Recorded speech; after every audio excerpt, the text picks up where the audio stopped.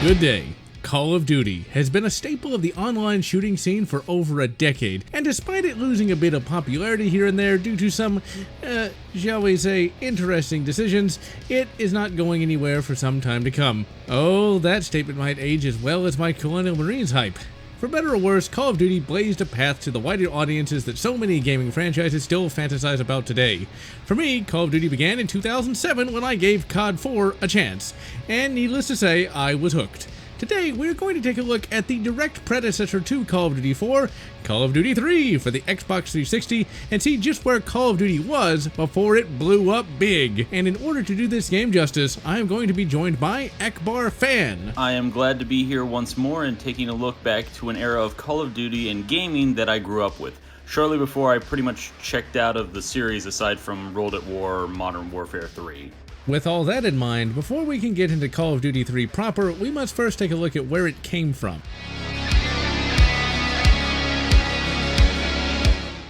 In 2006, when Call of Duty 3 came out, the World War II shooter had been going on for some time, and Call of Duty 3 can trace its direct lineage to Medal of Honor Allied Assault. MOHAA was the World War II shooter that popularized the entire genre with its fast-paced gameplay and epic set-piece action. The developers of this game would take this concept of fast-paced shooting and epic set-pieces to the next level in Call of Duty 1. Call of Duty 1 was created by the former developers of MOHAA, as they had left 2015 Inc. and formed Infinity Ward. To say that Call of Duty 1 hit the big times would be an understatement. It took all the good stuff from MOHAA and just did more of it. The set pieces were more epic and the shootouts more adrenaline filled. In Medal of Honor Allied Assault, you would have a squad at the beginning of the level, and they would be dead by about the 5-second mark. In Call of Duty 1, they generally lived throughout the level and provided a more team-based feel. You could look down sights for the first time, and you also got multiple campaigns wherein you played in different nations' armies. And this was the first game to introduce the mimetic Captain Price. Call of Duty 1 was a major masterpiece of first-person shooting. COD 2 was almost as good as the first game. You had the epic level set pieces and fun combat, but things started to be simplified, such as checkpoints becoming the save system and regenerating health, but the game was still great fun. At this point, we have a bit of a split with things now. See, Activision could see they had a franchise on their hands and wanted to cash in fast, hence console gamers get their first COD in Finest Hour back in 2004. After that, here's how we get today's game. In 2005, with COD 2 coming out as a launch title for the 360 as well for PC, the series would release a new game for those without high-end computers or wouldn't early adopt the next generation of consoles, such as myself, with Call of Duty 2 Big Red 1, coming out several weeks before 2 and was developed by a very familiar studio, the same one who is doing today's game.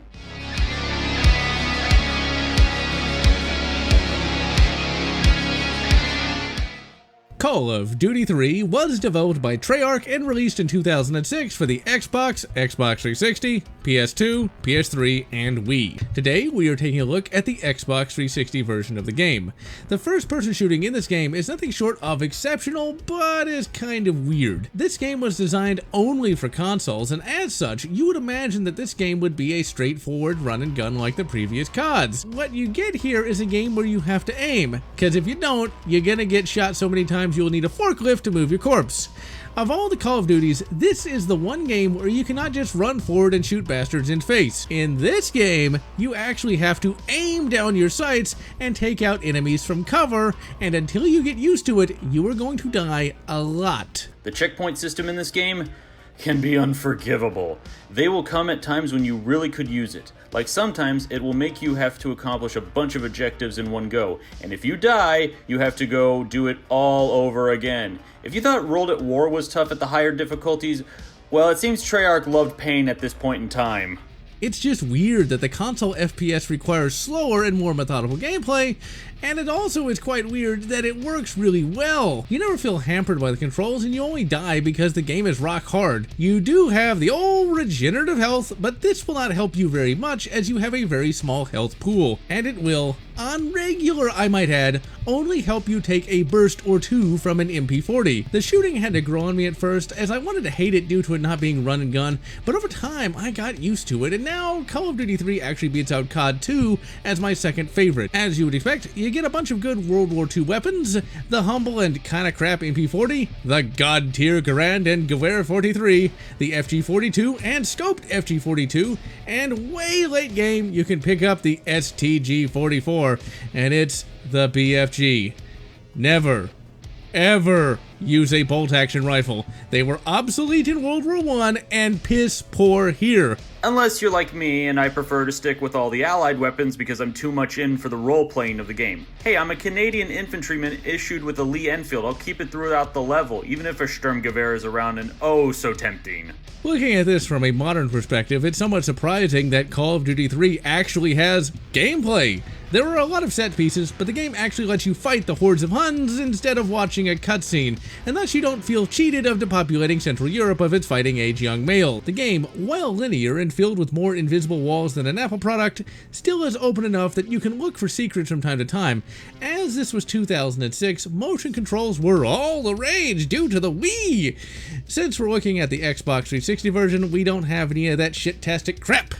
Instead, we get a couple of QTEs, and they work well enough and are not too intrusive, and dare I say, they enhance the gameplay by giving the player a little more to do. And if you picked up this game as a PS3 launch title, they worked in that infamous 6-axis controls with those QTEs.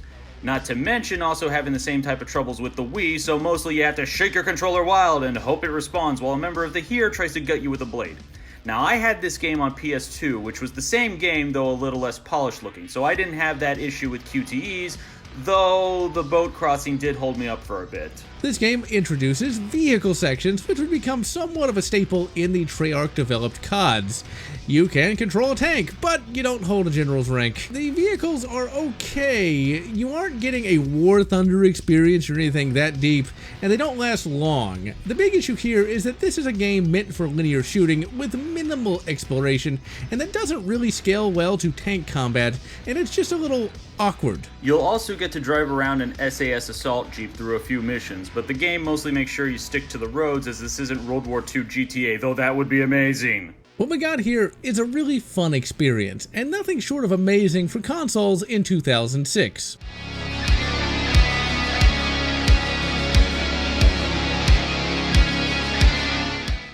The graphics for the Xbox 360 version are both impressive and kind of old. The game has some great lighting, but the textures are muddy and the resolution is really low. And this leads to difficulty in spotting the Germans, as the enemies love to blend in with background textures.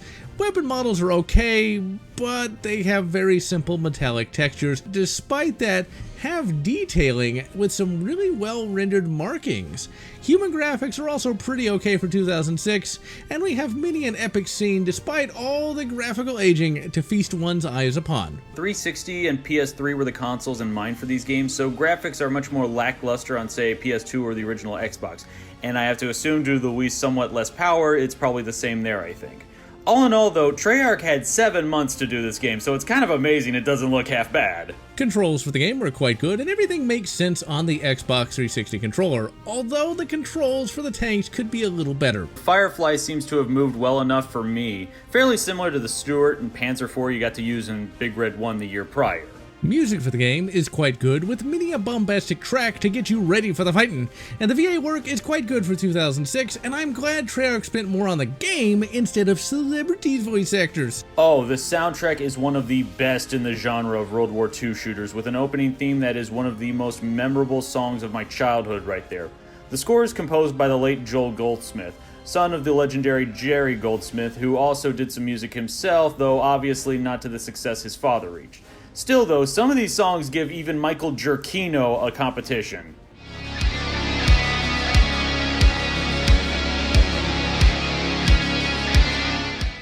The story for Call of Duty 3 is remarkably complex and features numerous supporting characters, and you will play as 4 different soldiers in 4 different campaigns. So the overall plot of the game decides rather than jumping around all of Europe and North Africa for the campaign, it rather instead focuses on an overlooked battle, that being the Normandy breakout.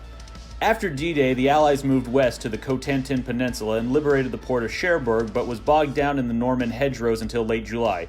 Then the US launched Operation Cobra, which would begin the total collapse of Army Group B in France and would lead to the liberation of not just Paris, but an almost non-stop drive to the very borders of Germany. With the twin punches of D-Day and the Normandy breakout, along with the titanic success of the Russians on the Eastern Front with Operation Bagration, by August of 1944, it was now a question of when, not if, Nazi Germany would fall. The Normandy breakout was thanks to the efforts of 4 nations: the US, Canada, the United Kingdom, and Free Polish forces.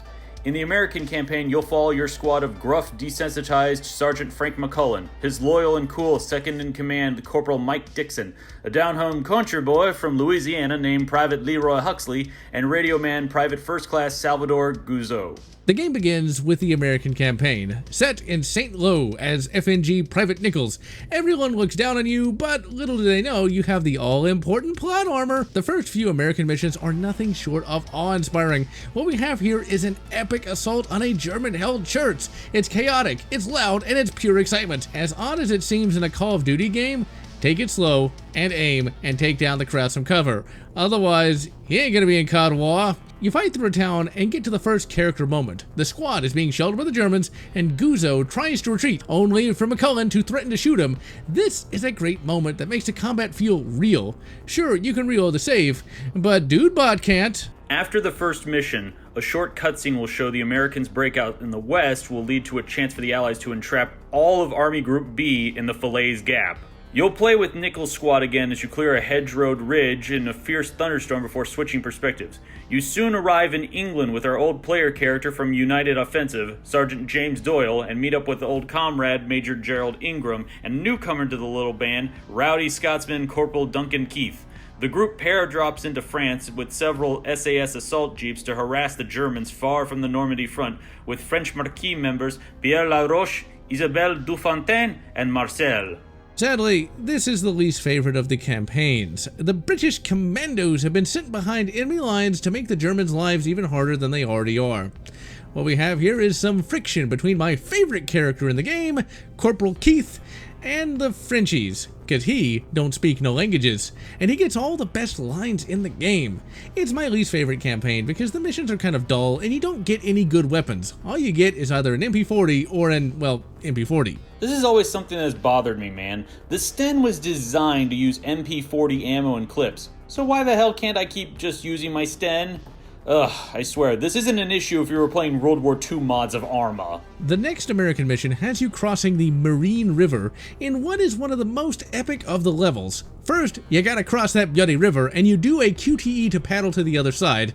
I really think this would have been absolutely horrific with a bloody motion controller.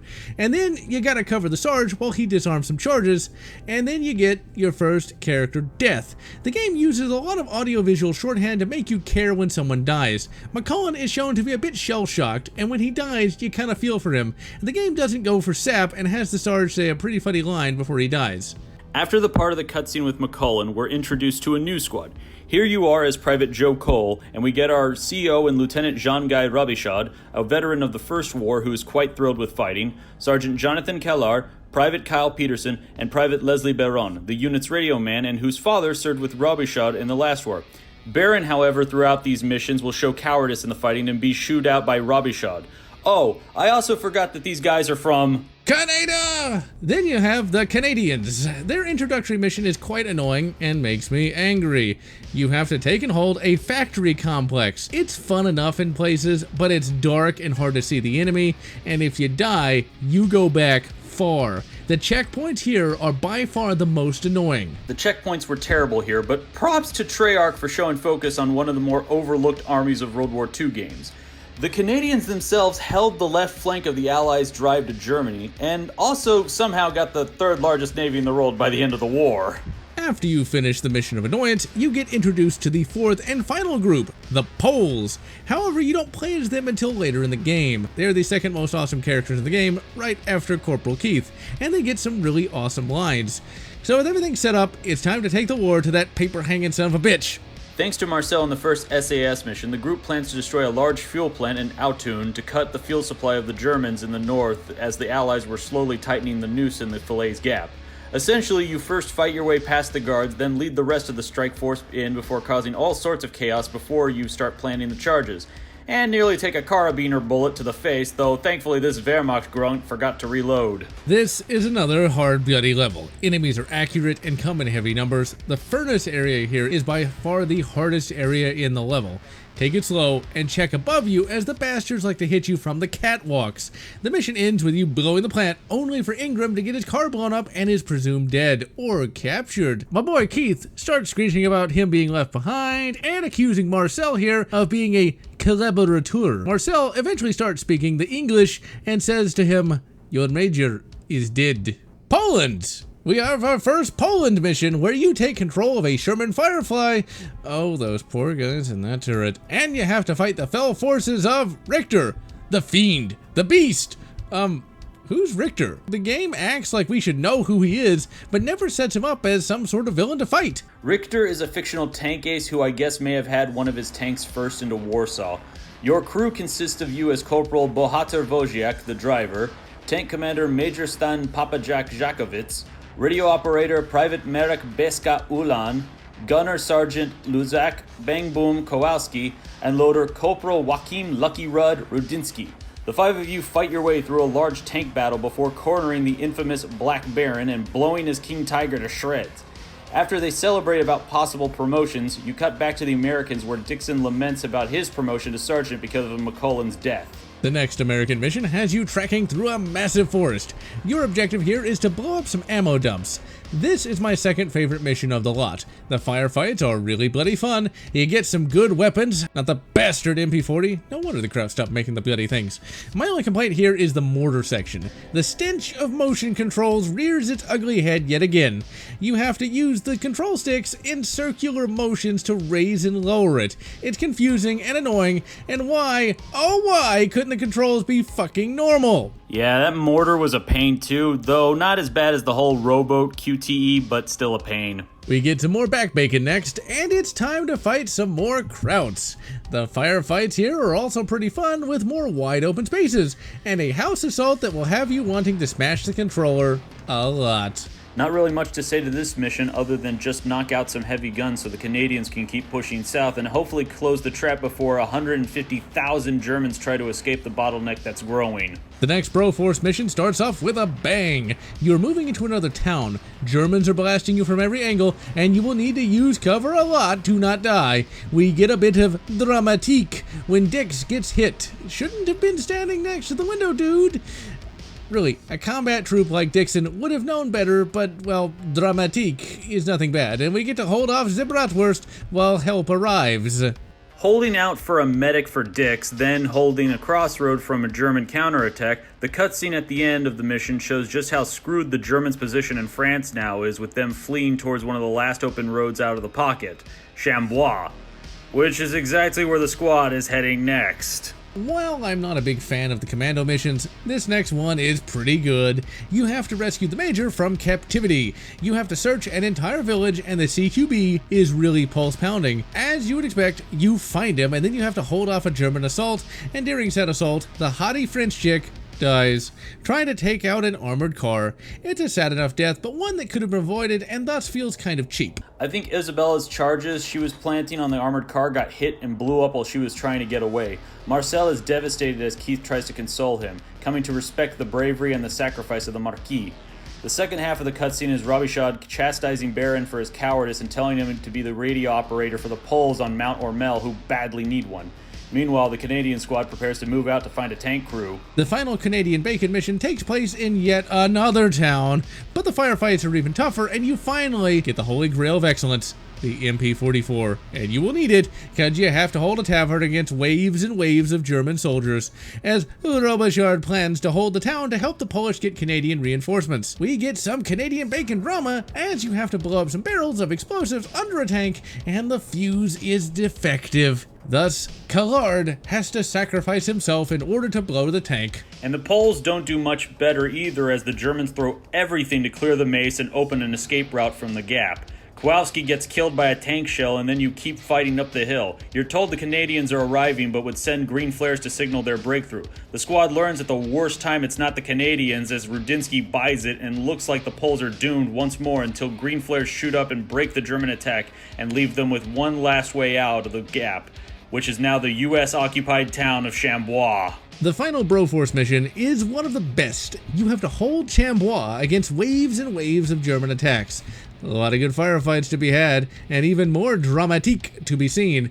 And sadly, Dix goes the way of the previous Sarge, and even gets told the previous Sergeant's dying words. During the battle, Guzzo, the squad fuck-up, gets his stripes, straightens up, and gives the replacements a good pep talk. Okay, maybe he has to work on that. Thanks to the effort of the squad at Chambois, the Falaise Gap is fully secured, and any hope of breakout for the Germans is finally crushed. 50,000 men are taken prisoner, while 100,000 still escaped, but much of their heavy equipment was left behind as they can't mount any true defenses. The road to Paris and Germany is wide open as the Battle of Normandy finally comes to an end. And so that is the gaming excellence of Call of Duty 3. In my mind, it is the second best Call of Duty ever released. It is able to mix both drama and gameplay, and tells a compelling story without taking the controls from the player. Graphically, the game is very impressive for 2006 and still holds up in many places today, and really needs a PC port. Yeah, this is the only mainline game in the series not to have a PC port.